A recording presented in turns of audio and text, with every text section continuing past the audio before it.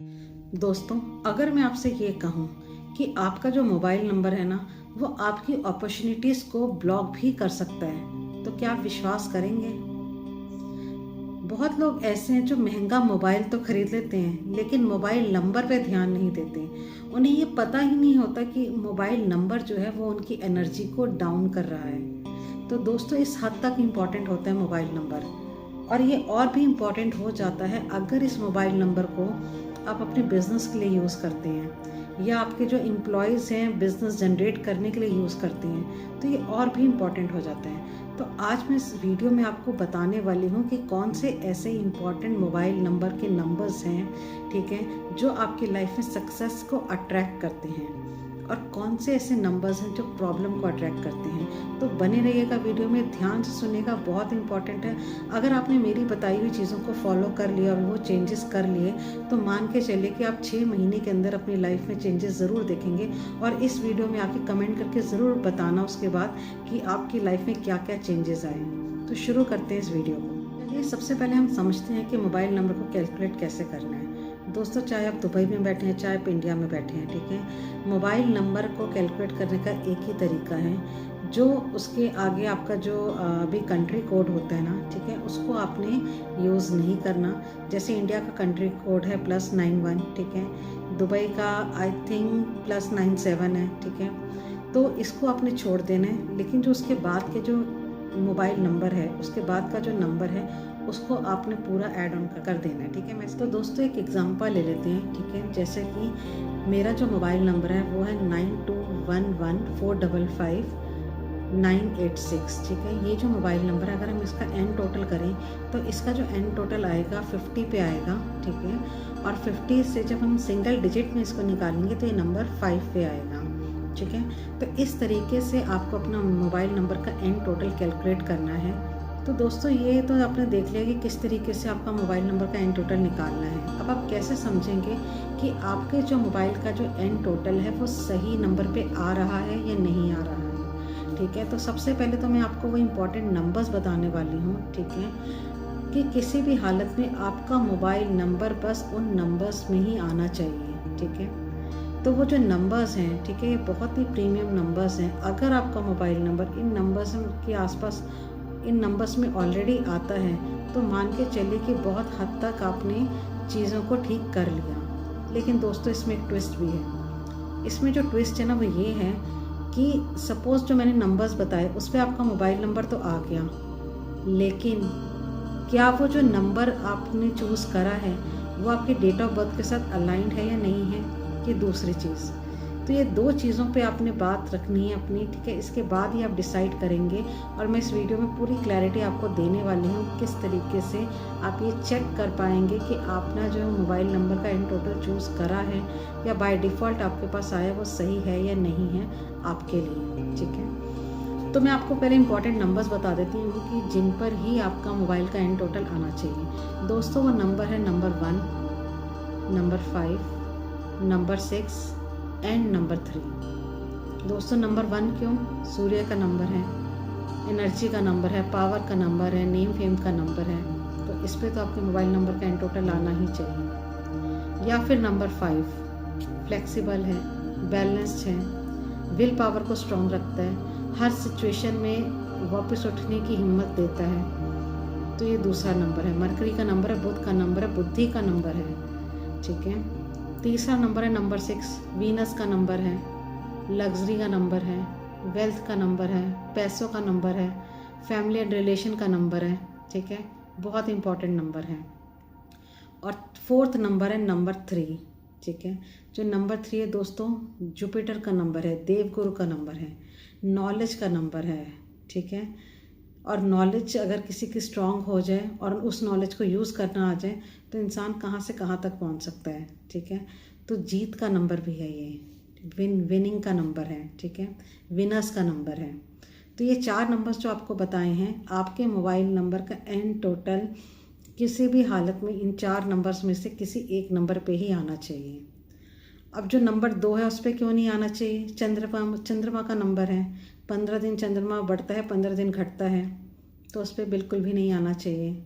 Number 4 struggle का number है, नहीं आना चाहिए। ठीक है। नंबर 7 कन्फ्यूज़न का नंबर है, डिसअपॉइंटमेंट का नंबर है, उस पर नहीं आना चाहिए। नंबर 8 अगेंस्ट स्ट्रगल का नंबर है, उस पर नहीं आना चाहिए, ठीक है। नंबर 9 बहुत ही अनप्रेडिक्टेबल बिहेवियर कई बार दे देता है, तो उस पर भी नहीं आना चाहिए, ठीक है। जो 4 नंबर्स आपको बताए हैं उन पर आएगा तो बेस्ट रहेगा आपके लिए, ठीक है। अब इन चारों में से भी दोस्तों सेकंड बात पे आते हैं अपनी, चारों में से भी आपको कौन सा नंबर सूट करेगा, ठीक है। तो दोस्तों मैं आपको बताने वाली हूँ नंबर 1 के लिए आपका जो ड्राइवर और आपका जो कंडक्टर नंबर, ठीक है, वो 8 बिल्कुल भी नहीं होना चाहिए। अगर आपके ड्राइवर या कंडक्टर नंबर में 8 बैठ किया है तो फिर आपका जो मोबाइल नंबर का एंड टोटल 1 पे नहीं आना चाहिए, ठीक है। नंबर 5 वालों के लिए, जिन लोगों को समझ ही नहीं आ रहा कि उनका मोबाइल नंबर का एंड टोटल किस पर लेकर आएँ, सपोज़ में आपको समझ ही नहीं आ रहा कि क्या करना चाहिए, तो अपने मोबाइल नंबर का एंड टोटल नंबर 5 पे ले आइए। फ्रेंडली नंबर है, सबके साथ जेल करता है ये नंबर और बहुत ही पावरफुल नंबर है, तो नंबर 5 पे लेके आ सकते हैं, ठीक है। दोस्तों देखो मैं एक ये भी बताना चाहूँगी कि बहुत सारी चीज़ें देखी जाती हैं जिसके थ्रू हम डिसाइड करते हैं कि आपके मोबाइल नंबर को एंड टोटल किस पे आना चाहिए, बट स्टिल अगर आप किसी वर्स कंडीशन में है तो वहाँ से बहुत बेटर कंडीशन पे आ जाएंगे अगर आप उसे नंबर 5 पे ले आएंगे।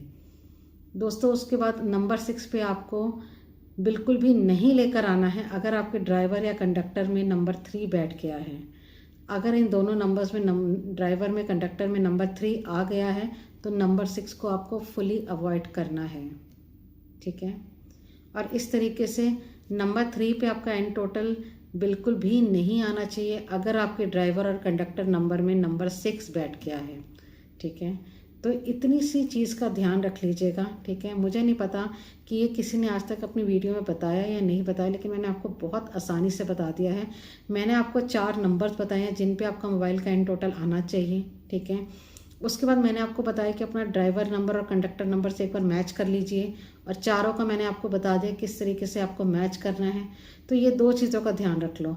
और तीसरी चीज़, अगर आपको कुछ समझ में नहीं आ रहा कि मोबाइल नंबर का एंड टोटल किस पर लेकर आएँ और आपका मोबाइल नंबर का एंड टोटल किसी गलत नंबर पर आ रहा है, मैं गलत नंबर नहीं कहूँगी लेकिन किसी फेवरेबल नंबर पर नहीं आ रहा है, तो फिर आप अपने मोबाइल नंबर का एंड टोटल चुपचाप नंबर 5 पे ले आइए। दोस्तों पता है क्या होता है, ये बहुत ही इम्पॉर्टेंट बात है कि आपका जो मोबाइल नंबर है ना वो आपकी एनर्जी को भी इन्फ्लुएंस करता है, ठीक है। आपको पता ही नहीं होता कि आप दिन भर में मोबाइल यूज़ कर रहे हैं, लेकिन जो एनर्जी आप अपने साथ कैरी कर रहे हैं ना वो आपके लिए फेवरेबल ही नहीं है।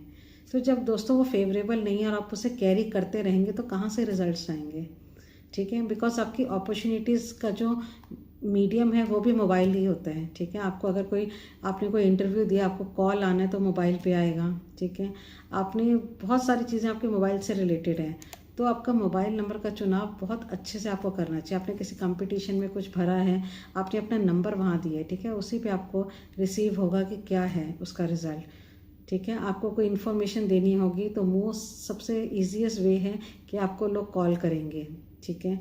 अगर आप इसे एज अ व्हाट्सएप भी यूज़ करते हैं तो भी इस नंबर पे आपको व्हाट्सएप करेंगे, तो ये नंबर आपके साथ जुड़ा हुआ है, ठीक है। हर छोटी से छोटी और बड़ी से बड़ी चीज़ के लिए ये नंबर आपके साथ जुड़ा हुआ है। तो दोस्तों इसमें बहुत ज़रूरी है कि अपने नंबर को अलाइन करिए, ठीक है। हो सकता है कि आप जो नंबर चला रहे हैं, ठीक है, उसका जो टोटल है वो किसी अनफेवरेबल नंबर पे आता है, ठीक है। अब आपको प्रॉब्लम ये आ रही होगी कि यार इतना पुराना नंबर है, मैं इसको चेंज कैसे करूं, ठीक है।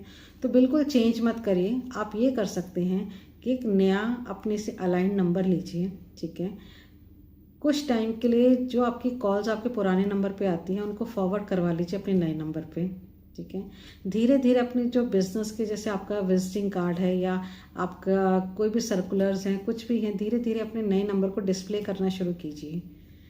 जैसे जैसे टाइम बीतता रहेगा कुछ लोग आपको दूसरे नंबर पे भी कांटेक्ट करना शुरू करेंगे, ठीक है। और तब तक आपने कॉल फॉरवर्डिंग तो करवाई हुई है, दूसरे लोग आपके पुराने नंबर पे ही कॉल करेंगे, ठीक है, लेकिन आपका जो कॉल है आपके नए नंबर पे ऑटोमेटिकली ट्रांसफ़र हो जाएगा। तो इस तरीके से आप इसका बेनिफिट ले सकते हैं।